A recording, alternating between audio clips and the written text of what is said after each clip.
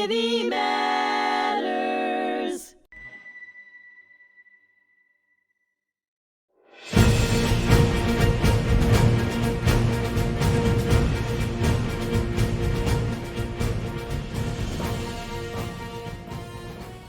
Welcome back here to hmTV.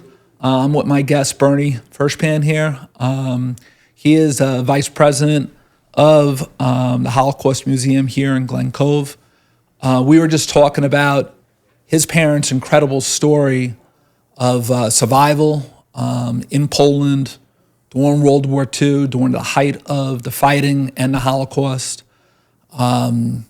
Just an amazing story of your father, who raises his family in Israel and then back here in the United States. And now, what was his path on leaving Poland, and why does he leave Poland? Right. At the end of World War II. So he's in the forest, remember, right? So they're liberated by the Soviets. Do they come running out? No. They stayed in the forest for a few more months. They didn't trust anybody. They were already like hunted animals. But what the Soviets did, they put like clothing and food on the outskirts of the forest, and slowly but surely those in hiding, the Jews in hiding, came out. And eventually, in 1945, when the war was over, they sliced up Germany like a pizza pie. And Sure. The Cold War began, right? The Cold War began, and my father ended up in Munich in the foreign wall displaced persons camp, where he was rehabilitated for about a year or so. And many organizations from around the world, like what is now Israel, the United States, South America, descended on these camps to recruit people to their communities. My father decided to go to Israel. So he was in Israel, working. He learned the trade. Was the process hard for him to get to Israel? From what I understand, yes, it was, because it was before the 1948 declaration of the State of Israel by the when Truman recognizes Israel itself. Correct. And so he was there. I don't know how he actually got in there, quite honestly. He was a young kid, right? He was a young kid, but I think they were on a ship. I don't know where it landed, but he ended up in Haifa, and then he went to a kibbutz. And then he fought. He fought in the whatever army there was at the time. And Haifa itself is in the northern part of the country. Correct. Is that correct? On the coast? Yes. And somehow he ended up in the southern part of Israel. And when he was a soldier, he was down in Eilat. And I've got a lot of great photographs of my dad without a shirt and a cowboy hat and a rifle. Wow. It's something. I mean, he had to share his rifle with 3 other guys. They didn't have a lot of weapons. You know. Israel's a brand new country. Brand new country. It's poor. They only have so many people. Right. And whatever resources they had, they were fortunate to probably have, I would imagine. Yes. Now, what was your dad's job in the military? Was he infantry, or did he He wanted to be, he told me, it's so funny because I never put the two together. Now it makes sense. He wanted to be a pilot. And I didn't realize that I wanted to be a pilot. I kept trying to talk to my mother into letting me to go to aviation high school. And her response was, what kind of a husband are you going to be? You're going to be flying around. Your kids are going to be home with your wife alone. So she talked me out of it. She talked you out of it, all She right. did. But my dad was in the Air Force at one point, but he was kind of like a mechanic for a short period of time. And he worked on the aircraft? Along those lines, something along those lines. He wasn't that, detailed in what he did, but that's what he explained to me, that he kind of worked with the airplanes, and I don't know what else he did, but he loved airplanes, and so did I. So your father survives the Holocaust. He goes into West Germany. He's on his own. He finds his way to Israel. He's fighting in the war, and he barely has enough weapons even to protect himself. Right. He's in the Israeli Air Force. He seems like he was able to pick up things pretty quickly. He was. And that he was a survivor. He did what he had to do. Yeah. He had street smarts. He had street smarts. Bright guy. But very creative. Tough and smart. Very tough and smart, yeah. Now, you have family members that fought in the early defense of Israel. Mm-hmm. They laid the groundwork for the country. They did. They did. So now your father, he's there in Israel. Now he's a veteran, Right. okay, of the Israeli, Arabic wars here. When does he meet your mother? Very good question. He met my mom when my mom was around 16 years old. So let me think about that. So she was born in 37, so that makes it 1953. Wow. And she was 16, he was like 22. And they were kind of it was kind of like there was a matchmaker who was a friend of both who put them together. Said, I got somebody for you. And yeah, he wasn't really interested. He wasn't interested in girls that much. And so my mom was flirting with him when they met. And she says she had to go to Paris to learn ballet. She was showing off, but it wasn't true. But it was a very cute story. And he says, go ahead. He didn't, he wasn't chasing her. She wanted him to chase her, but he wasn't chasing her. And so she kind of turned it around and says, oh, maybe we should go out on another date. And so her mother goes to my dad. She knocks on his door and she says, look, if you want to go out with my daughter, you're going to have to get engaged. And he says, I don't know what engage meant. He says, but I said, okay, I'll get engaged. So he was committed to her. He didn't even realize it. But they were a true love story. Now, that's a great story. But the one thing that your dad never really had was like innocence. He was a little kid forced to fend for himself. He does everything on his own, and for some reason, emotionally, I don't think he ever grew out of it. He was still a 10-year-old boy. Wow. Yeah. When he grew up, he still did things that, not that they were childish, but he couldn't mature because he was stuck in that age because he witnessed his whole family get wiped out. Yeah. From a family of 8 people, he's the only one that made it out alive.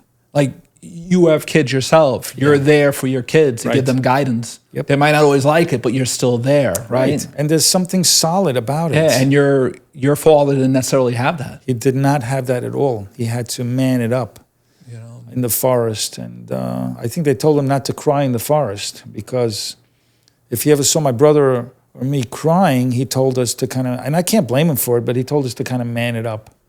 But I did see him cry. I saw him cry. Was that often, or was that very rare? But he cried at very poignant moments. When my brother and I graduated high school, was the first time I saw him cry that way.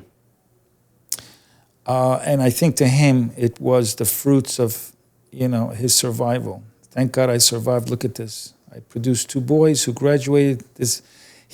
Our success was his success. Like, we have survivors here at the Holocaust Museum. Right. And they always kind of say, our families that we created after the Holocaust, after the war, was our getting back at Hitler. Totally their revenge. And the generations that came. Right. If my dad didn't survive, 14 people wouldn't be born. So we kind of owe it to him to tell his story. I do. And coming to this country and having freedoms that my God, yeah. It was both your mother and father didn't enjoy at an early age. Yeah, yeah. And the reason why they came to this country, if I may add that to the story here, is that they never really told me, they weren't that transparent why they came here. They said, so that you guys can have an opportunity. But I think it was more than that. Israel was fairly new. But it was still defending itself. There was vulnerable. Very vulnerable. There were wars, and they probably, in their minds, I'm sure of it, were thinking, okay, our 2 boys are going to have to serve, and they may get killed. Yeah. We had enough with wars. We saw our families get wiped out. We don't want any more of this. We want peace. We want kids to have opportunities, and we want a better life than just defending ourselves all the time. Just too many unknowns, right? Right. And you come to this country, things might not be perfect, but it's the United States, it's freedom, it's a strong future that you could have. It is. But nowadays, it's a little scary. There's still that existential threat to Jews in this country, and that shouldn't be. I mean, that should not be. We have the greatest country in the world where everybody should be treated equally and feel as safe as the next person. And have the same protections. Correct. Now, you talk about your dad, and and PTSD is a big thing. Yeah. There was a movie that HBO made probably about, I would say, maybe 3 or 4 years ago called The Survivor. Right. And it dealt with a young Polish man who ends up going to Auschwitz. He's discovered to be an extremely strong individual. Right. And he's actually taught how to box. And he boxes in front of all the guards and the commandant and everything else in a sub camp. He ends up coming to this country. He goes to Brooklyn, just like your dad. He ends up finding his way here. He ends up being a grocer. He's got a pretty good business. His wife had worked for like a Jewish relief agency, so she was American. But he had terrible nightmares. And the son actually knew about the nightmares that he was having. And he would say to the mom, "What's this all about?" And she would say, "Well, when it's time, your father will talk to you." Did you have any of those encounters, or did you see anything early on or when you were in high school that kind of made you wonder, was my dad involved in anything serious? At first, they really didn't tell us much. I think most survivors for at least the first 40 years after the war wanted to just move on. They didn't want to traumatize their children. They didn't want to put negativity in their minds or scare them so that it would impede their success in life. But then movies like Shoah came out and Jews were giving testimony. And then they said, well, I better tell my story too, or it's going to be forgotten. Especially where we live. Right. So Long Island, New York City. Correct. Huge Jewish population of survivors that end up coming in this direction. Right. And so they didn't really talk to us much about it, but when I was an older teenager, they started opening up. But before that, I remember they would watch black and white films, documentaries, things like that on the TV. And I would see them sitting there and sobbing. So I kind of learned about the Holocaust by watching how they reacted to it. I knew that it was bad. And you knew there was maybe a little bit of a connection that could have been there? There was a connection. They did not, neither one of them went through a camp, but they both suffered greatly. You know, there were so many different ways that Jews suffered. But the camps were atrocious, obviously. And if you can get out of those things alive, you're lucky. But my dad also, he was in a situation where very small chance that you could survive, but he managed to survive. So, but either way, they saw that their people, their nation of people, were being destroyed now systematically. You look at your dad, you look at your mother too. They're very tough people. What were the things that showed their toughness that you remembered when you were younger, all the way, through your own life? In many ways, it's not even. They didn't tell us how to be tough, but it's by their actions. I saw by their actions. Like there's some things that they just didn't tolerate. They wouldn't accept. I remember one time I was working with my dad in the summers. He kind of like convinced me to work with him in the summers just to see what his kind of work was like so that I wouldn't do it. You know what I'm saying? But he needed my labor help anyway. Sure. And there was one time we were in a diner and I'm eating a sandwich and my dad was eating a sandwich and a guy was looking at my food. He just happened to glance at my food and my father stood up and reacted to that in such a scary way. He says, "Don't you look at my son's food." And I'm thinking, oh my God, what is that all about? Where did that come from? So the guy looked at my food. What's the big deal? Maybe he wanted to see what I'm eating. He wasn't going to take it.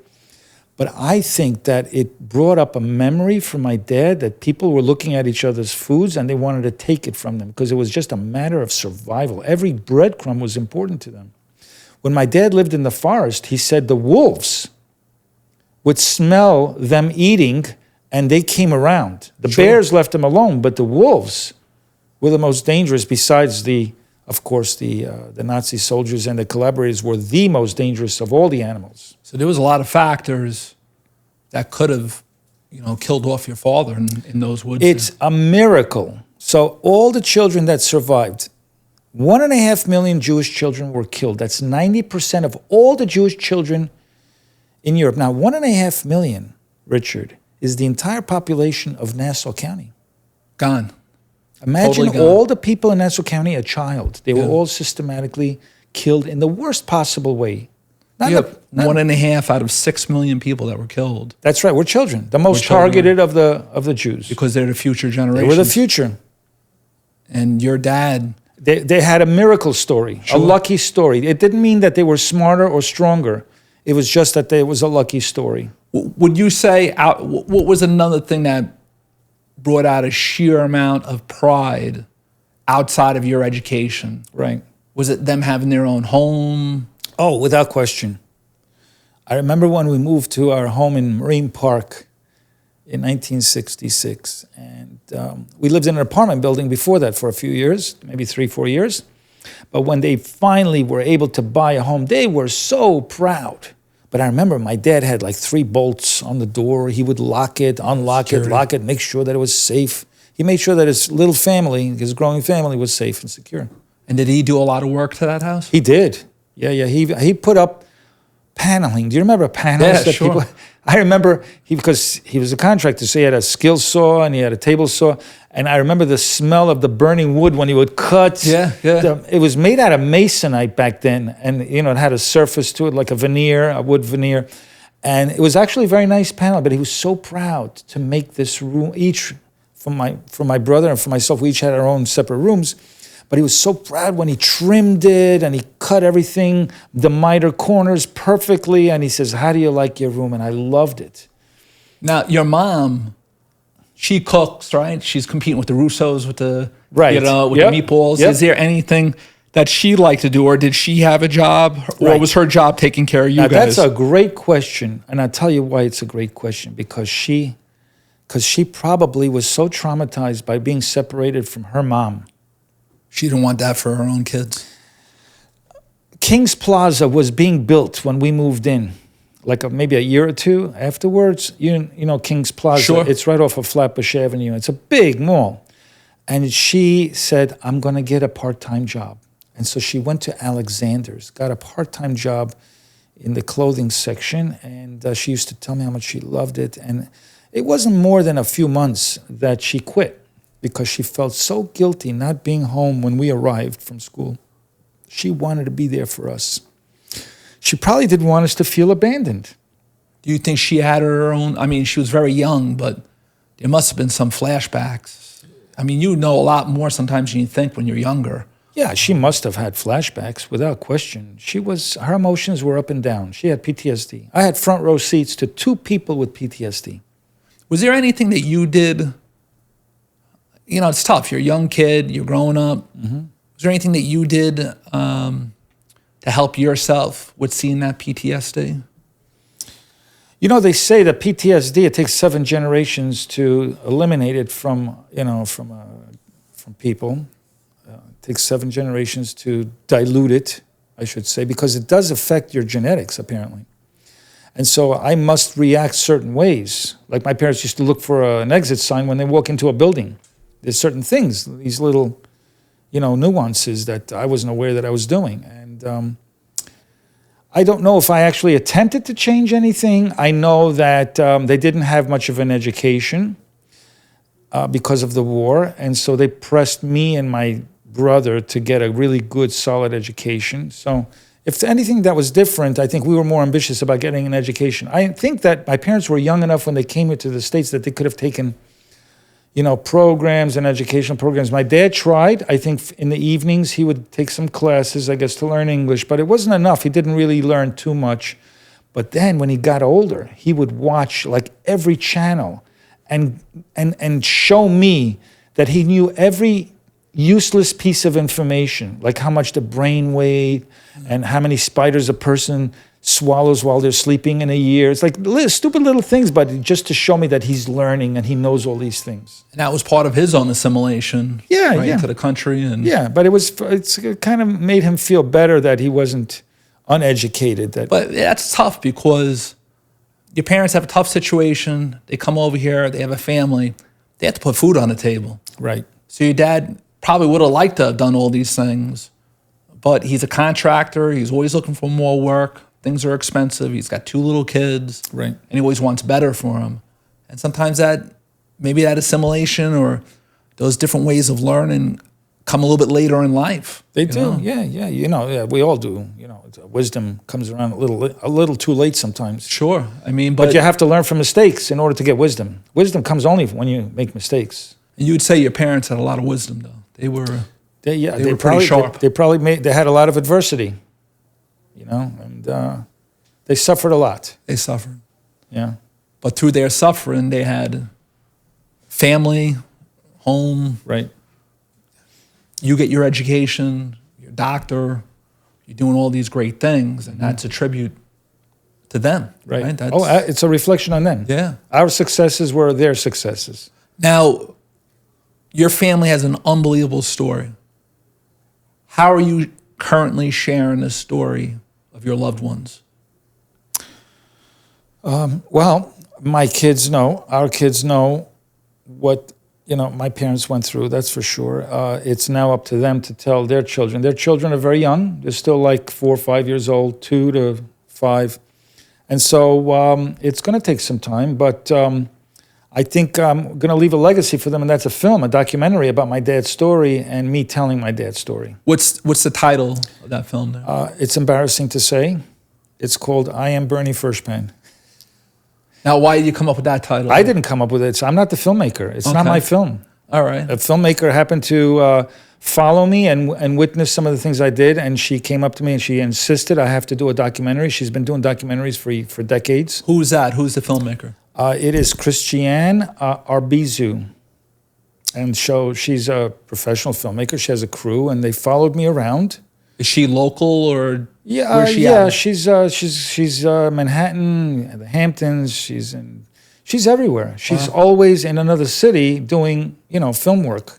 She does a lot of documentaries. Has she ever done anything on the Holocaust before this, or is this a new type of project? She did survivors. She told survivor stories, and so her theme basically is the title of her films is the name of the person. So like. There was a Holocaust survivor, and the title was I Am Judith. So this one, she's saying, and I said, well, I'm not crazy about the title. I have to be honest with you, I said to her. And she says, okay, we'll put something in front of it, and it's called Weight of Memory, I Am Bernie Furshpan. So she kept the title like that. But okay, it is what it is. As long as it gets the story out there, and it fulfills our mission to tell the story so they don't die, but also to inspire young people to do better. Now, we briefly spoke about your mom and dad and their experiences. I mean, it's just the tip of the iceberg. It is. What's one of the proudest things that you have from that project? Well, I'm very much involved in the Holocaust Memorial and Tolerance Center. I have a lot of proud things besides this podcast studio. But in terms of the film. Oh, the film itself? Yeah. Well, it tells the story of what I learned from my parents, the values I learned from my parents. I think that's the most important part, and I think it's the proudest part that I want to pass along, is that there are lessons of the Holocaust, and there are virtues that you learn from the Holocaust. My dad came out one of the kindest and most generous persons I've ever known, even though he witnessed his family getting killed. Yeah. So there's a lot of virtues to appreciate the things that you have, to stop blaming other people, be accountable for the things that happen to you, and see other people as relatives, because we are all one human family. Now, you're a busy man. You do a lot. I talk to you. You're always coming here or going there. Yeah. And, I respect that because I'm the same way. Yes, you are. Always going all over the place. And you do great things. And you've written a lot. And you're a teacher and you're a podcast host. Yeah. Now, being a teacher and a professor, and I brought teachers groups here. Right. You do a lot of Holocaust history and speaking and. Right. I'm not a historian.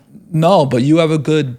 But I have a good background on it. But I'm not a historian, and I may not be 100% accurate all the time. But I tell the story well. Do you hope that this story will be seen by children down the road? Yes. Young adults? Yes, and this is not the only documentary out there. There are thousands of documentaries So I hope mine is impactful because I think mine is a little bit more relevant about today. So it brings the stories of the past, but what can young people do today? That's really what the focus is. And you might help other generations of similar Holocaust children. Yes.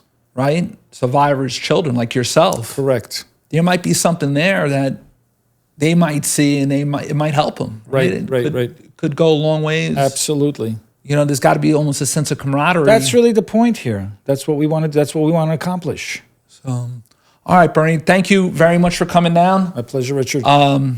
Outstanding story and time here. Please see the documentary.